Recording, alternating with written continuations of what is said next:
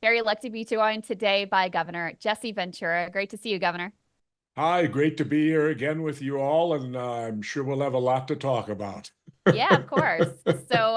We took great note. Of course, you are a fierce independent, but you have been very strident, very clear in your support for Kamala Harris and Tim Walz in particular. Just explain to us your thought process and what led you to take that stance.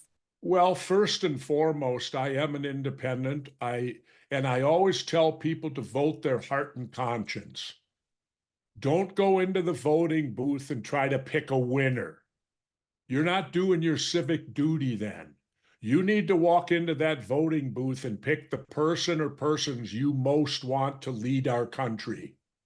And right now, I look at this, what's going on out there, and I settle down with Kamala Harris and Tim Walz because this is a bigger issue than just an election. This is, in my opinion, truly a fight for democracy and what our country's about. Because the Republicans, I don't know what I know what their agenda is. Their agenda is to take over.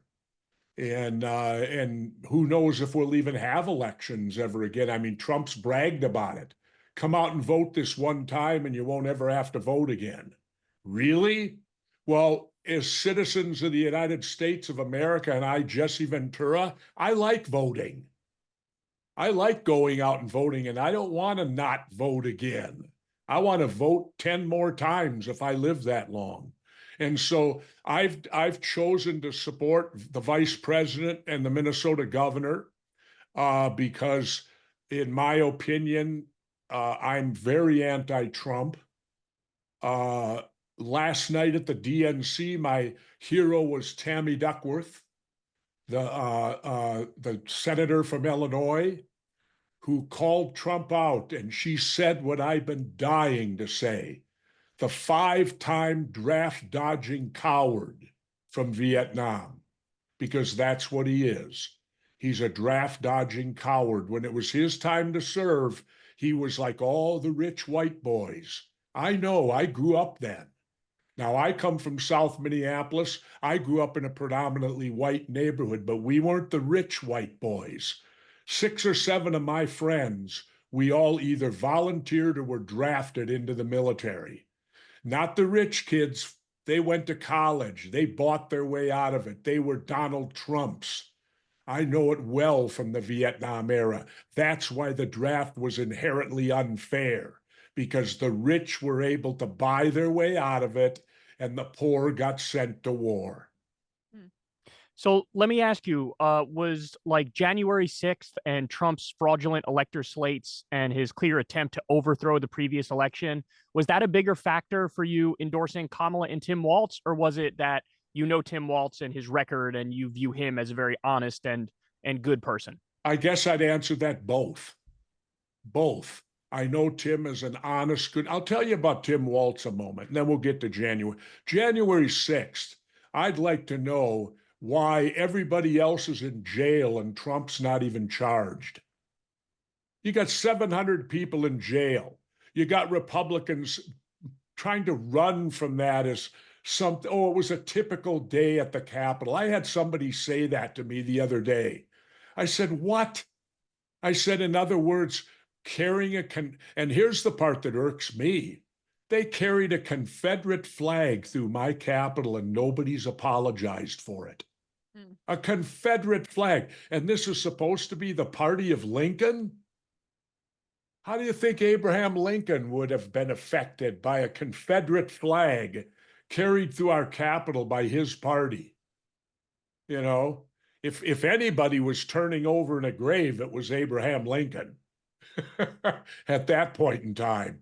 And so it's a combination of both. Now, getting back to Tim Walz, no governor has done what Tim Walz did. When he won an election in 2019, no other Republican or Democrat has ever made contact with me. I know what it's like to win an election. The day after, it's chaos. It's crazy. Yet Tim Walz picked up the phone the day after the election and called me. Me.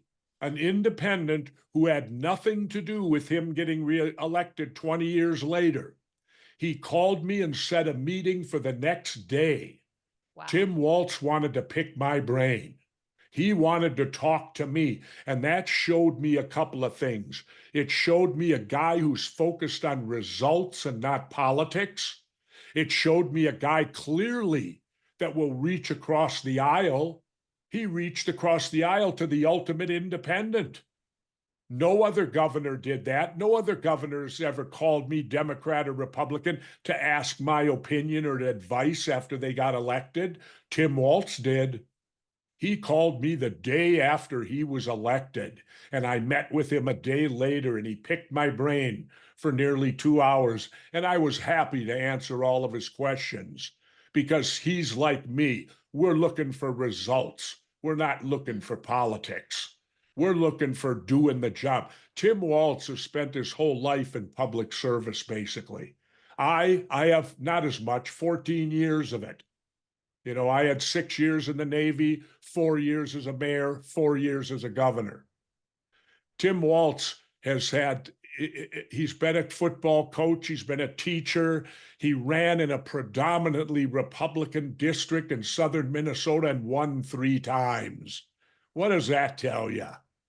When you can go down into a dominant Republican area and win 3 elections in a row down there.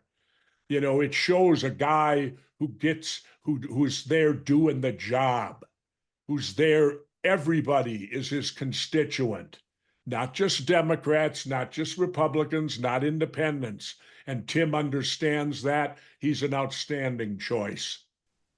Republicans have really taken aim in particular at his military service. There have been a number of attacks they've attempted to lob at him in particular, that he had led his National Guard unit to believe he was going to deploy with them to Iraq and then retired before their deployment. Their allegation is he sort of left them hanging. You know, what do you make of those attacks on his service? I'm outrageous and offended. I as a veteran, let me explain something. Tim Walz was an E9. That's like a master chief in the Navy. That's the highest enlisted you can be. Okay, when I deployed overseas, my first deployment, we deployed as an entire underwater demolition team. We had one E9 with us. He went to headquarters. He wasn't in an operational platoon. He wasn't out doing recons for the Marines like we were. And he stayed in that deployment. My deployment was 9 months. You know how long our E9 was there? 3 months, back to the States. Now, let's go to my second deployment, an 8-month deployment that took place a year later. We had no E9s on my deployment. E9s are not operational anymore. They've already did it. They're senior enlisted men. They're there. The E9 walks out with the captain at morning quarters. That's the last you see of an E9. He's not out doing a recon with you. He's not out walking the point on a patrol with you. E9s don't do that. And here's the bigger question that needs to be asked, guys and girls. Why is the National Guard being deployed in the first place? They are not to go overseas. That isn't what they're designed. Their name is the National Guard. They are to protect our nation here at home. Do you want to know how they ended up on deployment? I'll give you the history. Back in the old Iraq war, Bush's war with Cheney, we invaded Iraq on lies, no weapons of mass destruction, no ties to Al-Qaeda, had nothing to do with 9/11. But when we invaded them, during the course of that invasion, we started getting short of bodies. We needed more bodies over there for support for everything in Iraq. And George W. Bush did what no other president has done, pretty much. He signed an executive order. He couldn't bring back the draft. That would have been political suicide. So what did he do in lieu of a draft? He signed an executive order to take the National Guard and ship them overseas as a support unit for the frontline combat units. He did that for total political reasons to support his war. He, in fact, joined a Champagne unit back in Vietnam, knowing full well this Texas Air National Guard was not going to get sent overseas because no president had signed an executive order to do so. So that should be the question being asked. Why is the Guard being sent to foreign countries? That's the job of our regular military, the Navy, the Marine Corps, the Air Force, and the Army. It is not the role of the National Guard. And if the Republicans want to question something, why don't they question that and why their own George Bush and Dick Cheney pulled that off for their old Iraq war 20 years ago? I find it really ironic that both Trump and JD Vance criticize the Iraq war, and then effectively Tim Walz is getting criticized by them for being right on the Iraq war and being right very early on. He knew the war was wrong. Well, do you know what would have, here's what would have happened if I would have sought a second term, which I didn't. If I would have won a second term, which I could have, I'm very confident my approval was way up there. I could have been reelected. Well, it's probably a good thing I wasn't, because had Bush wanted my National Guard in Iraq, I would have refused as commander-in-chief of the Minnesota. So Governor Walz wouldn't have had to worry about that deployment, because I think that would have fallen under me, and I would have refused to send my Guard. Now, what would that have done? That would have required, I guess, George Bush to relieve me of my command. Now, can you imagine that? A draft dodger like George W. Bush, the kid, he's like Trump, hiding out. Can you imagine him relieving a Navy frogman of his command? Boy, that would have been something to see. I went through the most difficult training the military has, and I'd be relieved of my command by guys who didn't even want to serve overseas. So it's a good thing that I didn't seek re-election, because that would have been a nasty affair when I would have refused to send my Guard to the Iraq war. Do you know what that cost me? I need to tell you this. That cost me, I had come out of office, the hottest commodity out there. MSNBC, Fox News, and CNN got in a bidding war for me. MSNBC won. I and the late Phil Donahue, I saw Phil just passed away. I and the late Phil Donahue, Phil was already on at night. He and I were going to be the nighttime hosts on MSNBC. Both of us did not support the invasion of Iraq. I was not let on the air. Phil was pulled from the air. Why? Well, MSNBC at that time, the MS stood for Microsoft, and NBC was owned by General Electric. Well, do a little research. General Electric is a huge war contractor. They're part of the military-industrial complex. Do you think they want two of their prime announcers speaking out against a war where they're going to make unbelievable profits? So Phil and I were censored from the air prior to the Iraq war. Think back, nobody on TV was voicing opposition to the invasion of Iraq. Well, they made sure of it. Nobody was on the air that could do it. And then they paid me. Then they paid me all 3 years. So essentially I was handcuffed. I couldn't do any cable news, no satellite, no nothing for 3 years, because I have to honor the contract, and they paid me. I bought a home in Mexico. Now in Mexico, you name your homes, like Casa whatever. I came within an eyelash of naming my home Casa MSNBC, because they bought it. They paid you just to be quiet. That's incredible. Yep, I was bought off, and I was silenced, and the late Phil Donahue was their highest rated show. Have you ever heard of a network pulling their highest rated show? Never. But Phil got taken off the air because both of us were against the invasion of Iraq. Governor, what do you make of our government's current policy, the Biden-Harris administration's current policy of continuing to ship arms to Israel, even as they continue this horrific onslaught, blowing up innocent babies and children in Gaza? Well, I think it's gone beyond retaliation for October 7th, certainly. I think Israel wants to end up with all that land, and there's people. I think doesn't Trump's kids want to develop over there and all sorts? Yeah, they I've said heard things like rumors that. they Yeah. want that coastline so they can build condos and stuff for rich people again. Um, I'm anti-war to the point I don't support wars very often. I do support Ukraine because Ukraine got invaded by Russia. And I think we should be supporting Ukraine's fight for independence. But as far as the fight in Israel and Gaza, Israel needs to call the dogs off, plain and simple. And as far as we're concerned, I would say we need to stop shipping them weapons that are being used to kill innocent people. If they continue to do so, they do it and get their own weapons to do it. Do you have hope for Kamala and Tim to change the Biden policy and maybe at the very least threaten to cut off the weapons to Israel? I don't know. I haven't really got into that much to think about threatening to take them, and the thing that bothers me the most about relationship with Israel is that if you go against the Israeli government, somehow you're anti-Semitic. That's not true. This is the government. This isn't the Israeli people. This isn't their religion. It's their government. And if their government does something that you disagree with, anyone should have the right to criticize it without being called anti-Semitic. You're not criticizing Israel, the people themselves.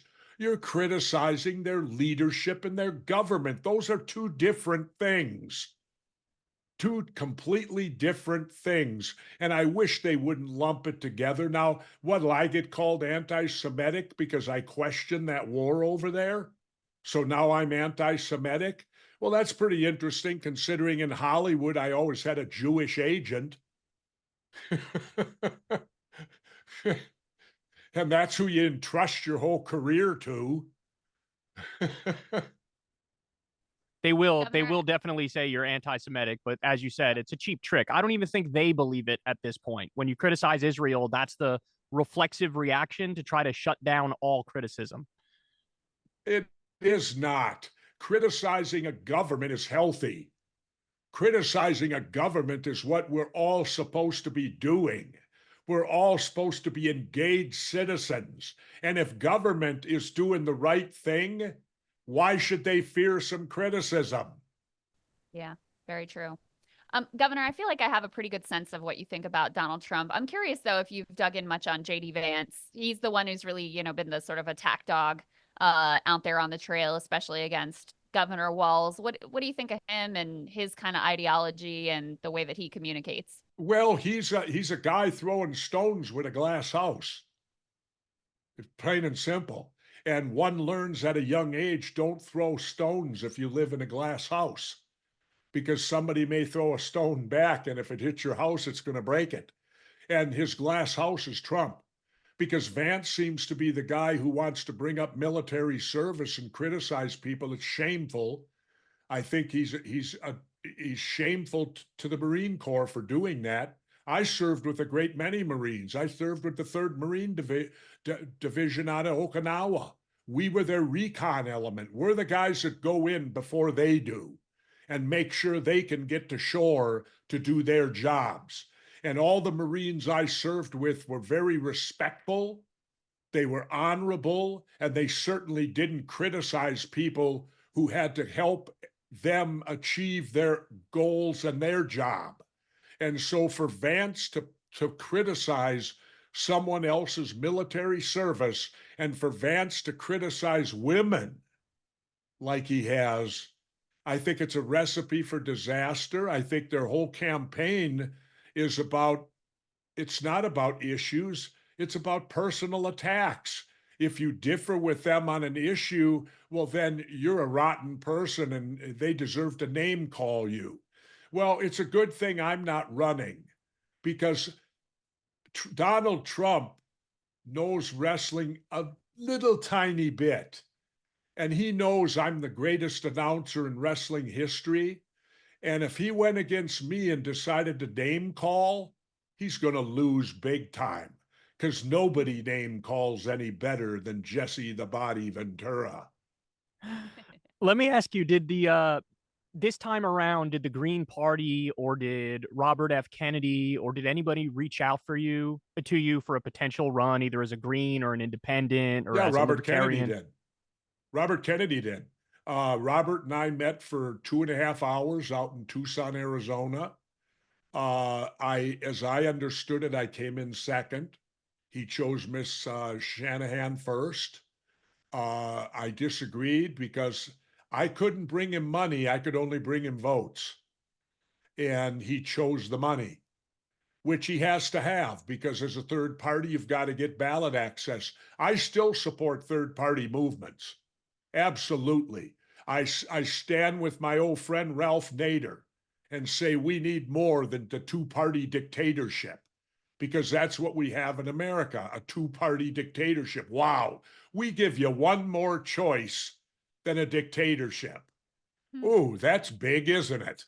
Well, we should have 4 or 5 choices.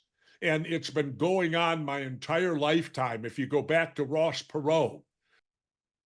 Guys, we had a phenomenal interview with Jesse Ventura, and he talked in depth about Trump, about Kamala, about Tim Walz, about RFK Jr. and his personal experience. There's a lot of really interesting stuff. Do yourself a favor, sign up for Crystal Kyle and Friends below on Substack. $5 a month gets you the video of every interview, and it gets it to you a day earlier. Or you could sign up for free and get the audio podcast version, which drops a day later, usually on Saturdays. Thanks, guys.